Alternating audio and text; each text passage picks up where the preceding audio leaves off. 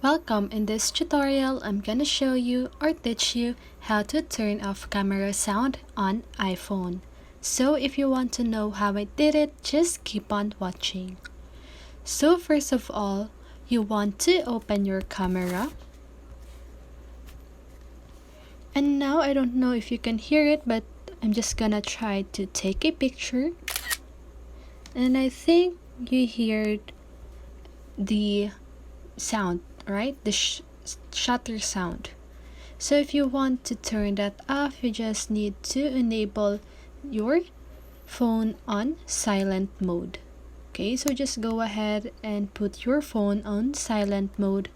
And when you take a picture, as you can see, there is no shutter sound. And you can also do this by enabling the live photo.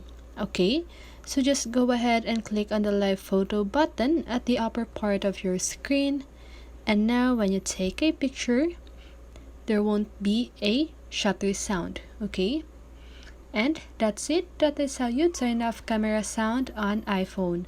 So I hope this video helped you, and if it did, make sure to like, subscribe, and hit the bell notification so you won't miss a video. See you in the next one, and have a great day.